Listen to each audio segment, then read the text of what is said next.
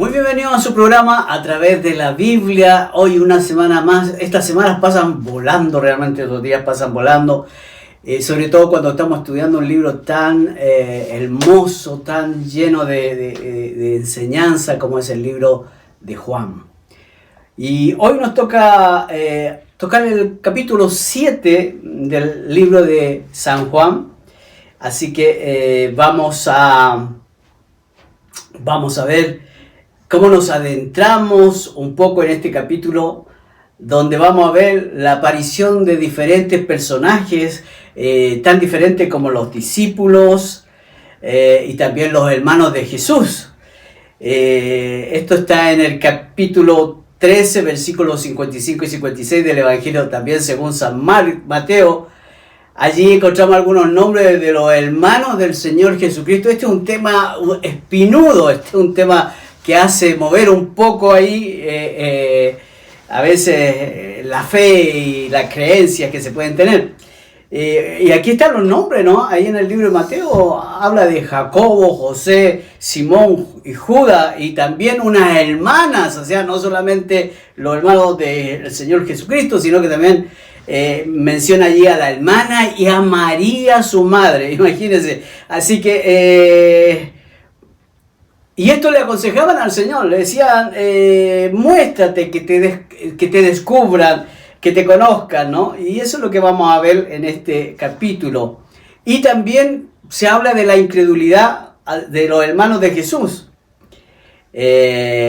Vamos a ver de la fiesta de los tabernáculos, de la proclamación de este es el Cristo, y también de cómo los fariseos ya están preparando para condenar a Jesucristo. Vamos a ver que se provoca mucha división, ¿no? Sobre todo entre la gente del pueblo que amaba a Jesús, a tantos que habían sido sanados, habían sido alimentados, esos 5.000 que veíamos en la vez anterior. Todo eso vamos viendo que toda esa gente le seguía al Señor. Pero había un grupo religioso que, digamos, estaba en contra de todo lo que el Señor hacía, porque se oponía a lo que ellos estaban haciendo, al negocio que era de la religión. Vamos a leer entonces el capítulo de Juan capítulo 7, y habla acerca de la incredulidad de los hermanos de Jesús. Imagínense el tema. Dice, versículo 1, dice, después de estas cosas andaba Jesús en Galilea, pues no quería andar en Judea porque los judíos procuraban matarle. Estaba cerca la fiesta de los judíos, la de los tabernáculos. Y le dijeron sus hermanos, sal de aquí y vete a Judea, para que también tus discípulos vean las obras que haces. Porque ninguno que procura darse a conocer hace algo en secreto. Si estas cosas hace, manifiéstate al mundo, porque ni aun sus hermanos creían en él. Entonces Jesús les dijo, mi tiempo aún no ha llegado, mas vuestro tiempo siempre está presto. No puede el mundo aborreceros a vosotros, mas a mí me aborrece, porque yo testifico de él que sus obras son malas. Subid vosotros a la fiesta, yo no subo todavía a esa fiesta, porque mi tiempo aún no se ha cumplido. Y habiéndole dicho esto, se quedó en Galilea. Entonces, versículo 10, dice, pero después que sus hermanos habían subido, entonces también él subió a la fiesta, no abiertamente, sino como en secreto. Y le buscaban los judíos en la fiesta y decía, ¿dónde está aquel? Lo andaban buscando para matarlo, imagínense. Y había gran murmullo acerca de él entre la multitud, pues unos decían, es bueno, pero otros decían, no, sino que engaña al pueblo. Pero ninguno hablaba abiertamente de él por miedo a los judíos. A la mitad de la fiesta subió Jesús al templo y enseñaba. Y se maravillaban los judíos diciendo, ¿cómo sabe este letras sin haber estudiado? Jesús le respondió y dijo, mi doctrina no es mía, sino de aquel que me envió. El que quiera hacer la voluntad de Dios conocerá si la doctrina es de Dios o si yo hablo por mi propia cuenta. El que habla por su propia cuenta, su propia gloria busca. Pero el que busca la gloria del que le envió, este es verdadero y no hay en él injusticia. ¿No os dio la ley y ninguno de vosotros cumple la ley? ¿Por qué procuráis matarme? Respondió la multitud y dijo: demonio tienes, ¿quién procura matarte? Jesús respondió y les dijo: una obra hice y todos os maravilláis. Por cierto, Moisés os dio la circuncisión, no porque sea de Moisés, sino de los padres. Y en el día de reposo circuncidáis al hombre. Recibe el hombre la circuncisión en el día de reposo, para que la ley de Moisés no sea quebrantada. Os enojáis conmigo porque en el día de reposo sané completamente a un hombre. No juzguéis según las apariencias, sino juzgar con justo juicio. ¿Es este el Cristo?, decían. Entonces uno de Jerusalén: ¿no es este a quien buscan para...? Pues mirad, habla públicamente y no le dicen nada. Habrán reconocido en verdad los gobernadores que este es el Cristo, pero este sabemos de dónde es, mas cuando venga el Cristo, nadie sabrá de dónde sea. Jesús entonces, enseñando en el templo, alzó la voz y dijo: a mí me conocéis y sabéis de dónde soy, y no he venido de mí mismo, pero es verdadero a quien vosotros no conocéis. Pero yo le conozco porque de él procedo y él me envió. Entonces procuraban prenderle, pero ninguno le echó mano porque aún no había llegado su hora. Qué interesante eso. Y muchos de la multitud creyeron en él. Y decían: el Cristo cuando venga hará más señales que éste hace. Y los fariseos quisieron prender a Jesús. Los fariseos enviaron allí alguaciles para que lo tomaran preso. Dice, versículo 32, los fariseos oyeron a la gente que murmuraba de él estas cosas. Y los principales sacerdotes y los fariseos enviaron alguaciles para que le prendiesen. Entonces Jesús dijo: todavía un poco de tiempo estaré con vosotros, e iré al que me envió. Me buscaréis y no me hallaréis, y a donde yo estaré vosotros no podréis venir. Entonces los judíos dijeron entre sí: ¿a dónde se irá este, que no le hallemos? ¿Se irá a los dispersos entre los griegos y enseñará a los griegos? ¿Qué significa esto que dijo: me buscaréis y no me hallaréis, y a donde yo estaré vosotros no podréis venir? Versículo 37. En el último y gran día de la fiesta, Jesús se puso en pie y alzó la voz diciendo: si alguno tiene sed, venga a mí y beba. El que cree en mí, como dice la Escritura, de su interior correrán ríos de agua viva. Esto dijo del Espíritu que habían de recibir los que creyesen en él. Pues aún no había venido el Espíritu Santo, porque Jesús aún no había sido glorificado. Pero había mucha división entre la gente. Entonces algunos de la multitud, oyendo estas palabras, decían: verdaderamente este es el profeta. Otros decían: este es el Cristo. Pero algunos decían: ¿de Galilea ha de venir el Cristo? ¿No dice la Escritura que del linaje de David y de la aldea de Belén, de donde era David, ha de venir el Cristo? Hubo entonces disensión entre la gente a causa de él, y algunos de ellos querían prenderle, pero ninguno le echó mano, porque ellos decían: nunca ha hablado hombre así. Los alguaciles vinieron a los principales sacerdotes y a los fariseos, y estos les dijeron: ¿por qué no le habéis traído? Y los alguaciles respondieron: jamás hombre alguno ha hablado como este hombre. O sea, ellos también reconocían de que había algo diferente en Jesús.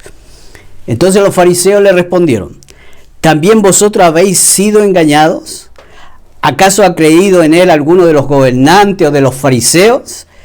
Mas esta gente que no sabe la ley, maldita es.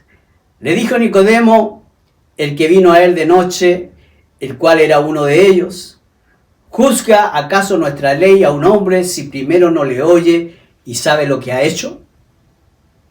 Respondieron y le dijeron: ¿eres tú también Galileo? Escudriña y ve que de Galilea nunca se ha levantado profeta. Cada uno se fue a su casa. Vamos a orar un momento. Amado Dios, te damos gracias por tu palabra. Gracias, Señor, porque a través de Juan podemos hoy escuchar, Señor, aquello que tú dijiste, aquello que tú enseñaste. Señor, te pido en este momento que nos puedas abrir nuestra mente, que nuestros ojos, Señor, espirituales sean abiertos para poder entender tu palabra, Señor, para que podamos tener vida y vida eterna y poder entregar tu evangelio. Amén y amén. Vemos que fue todo muy intenso, un tiempo muy intenso, pero como Jesús cumplía plenamente la voluntad del que lo había enviado, o sea, del Padre. Él estaba haciendo allí la voluntad de Él, vivía en la agenda que el Padre le había dado. Y esto Él mismo lo declara cuando dice, mi tiempo aún no ha llegado. En el versículo 6 dice que aún faltaba ese tiempo. Pero Jesús tenía todo muy claro, sabía cuál era su propósito.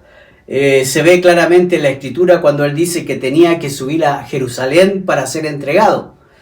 Jesús acudía allí a la hora fijada por su Padre y de acuerdo con su voluntad. Por eso la oración de era, Padre, que pase de mí esta copa. Quizá ahí podemos entender de que había algo establecido. Y este evangelio nos lleva a ver la diferencia de que puede haber personas que aman al Señor, como también hay personas que odian al Señor y todo lo que Él representa. Y Él dice, no puede el mundo odiaros a vosotros, pero a mí me odia. O sea, claramente el Señor está hablando de que habían personas que le odiaban. ¿Y por qué le odiaban? Porque Él testificaba del Padre. Y entonces Él decía, las obras de ustedes son malas y las obras de mi Padre son buenas. Entonces obviamente había gente que lo odiaba. Él subió allí a la fiesta para cumplir parte de lo que era, digamos, las fiestas judías. Pero dice que fue en secreto porque lo pensaban matar. O sea, sus propios hermanos decían, anda y muéstrate. Mire los hermanos de Jesús diciéndole, anda y muéstrate. Obviamente el Señor no podía mostrarse abiertamente. Así que el mundo se muestra hostil hacia Cristo. Y ahora en este tiempo es exactamente lo mismo. En este tiempo la gente es hostil contra todo lo que se hace en la iglesia, todo lo que se habla del Señor. La gente está como en contra. Pero también hay gente que ama al Señor, hay gente que está allí, que está dando la lucha, que está orando, que está ayudando inclusive a aquellos que están en necesidad. El Señor cuando dijo, yo soy la luz del mundo, imagínense, la luz del mundo, y esa luz tiene que brillar y la luz revela todo lo que es malo, revela el pecado y lo condena. Por eso mismo lo odiaban. En la actualidad, todavía la Biblia habla acerca del pecado porque es el problema que separa al hombre de Dios. El pecado es aquello que nos impide tener comunión con el Padre. Por eso, si nosotros no hablamos de arrepentirse y volverse del pecado, dejar el pecado atrás, no podemos tener comunión con Dios. Y entonces sería ilógico no hablar que tú necesitas, que yo necesito abandonar el pecado para poder tener entrada allí en la presencia de Dios. Y obviamente cuando a alguien se le dice el problema que tiene, va a crear un conflicto, va a crear una hostilidad, va a crear algo negativo contra la persona, porque así somos los seres humanos. Nos cuesta que nos digan las verdades, pero Jesús fue a la cruz, murió, pagó un precio tremendo para salvarnos justamente del pecado, porque el pecado nos controla, el pecado nos hace esclavos. Y eso es lo que tenemos que entender, que el Señor vino a pagar un precio a causa del pecado, a causa de darnos libertad. Así que realmente vemos cómo la vida del Señor Jesucristo termina en la cruz del Calvario a causa nuestra. Y cómo la gente religiosa, la gente que quería seguir ganando dinero, porque lamentablemente un gran porcentaje de la gente que se dice, yo soy creyente, pero vaya a saber en qué cree. Mire, Saulo de Tarso también era creyente, pero perseguía al Señor, odiaba al Señor, quería matarlo y quería encerrar a todos los que hablaran de él. Entonces ahí vemos el odio que había contra el Señor Jesús y a cualquiera que le siguiera a él. Pero ¿qué pasó cuando él le conoció de verdad? Cuando el corazón de él fue quebrantado, cuando el Señor le dice, ¿por qué me persigues, Saulo? ¿Qué te he hecho yo? ¿Y qué pasa con ese hombre? Quebrantado, se vuelve a Dios. Y a veces eso es lo que necesitamos nosotros hacer. Ser quebrantados por Dios. Para que el pecado nuestro pueda quedar allí donde tiene que quedar. El pecado tiene que quedar donde tiene que quedar. Amén. Entonces, Pablo escribió las siguientes palabras. Dice acerca del Señor Jesucristo. Imagínense el amor de él. El cual me amó y se entregó a sí mismo por mí. Aleluya. Algo maravilloso. El cual me amó y se entregó a sí mismo por mí. Eso lo dicen ahí en el libro de Gálatas, ¿no? El capítulo 2, versículo 20. Seguimos en el libro de Juan. No nos desviemos porque es fácil que nos vamos por otra parte. Pero después que sus hermanos subieron, dice ahí a la fiesta. Él también subió a la fiesta, pero ya en secreto, dice, porque no podía mostrarse ya abiertamente. Probablemente comenzó a viajar con los discípulos a lugares apartados para que no lo tomaran en cualquier momento. Y se dice que él siempre entraba por la puerta de las ovejas allí en Jerusalén, porque hasta el momento de su entrada triunfal entró por esa puerta. Pero me imagino yo que después se le hacía difícil, tenía que entrar por lugares anexos. ¿Por qué? Porque era buscado. O se acepta al Señor o se le rechaza al Señor. No pueden estar las dos cosas. Se le acepta o se le rechaza. Dice que los judíos lo buscaban en la fiesta y decían, ¿dónde está él? ¿Por qué? No lo andaban buscando para felicitarlo, ¿cierto? Sino que andaban buscándolo para condenarlo.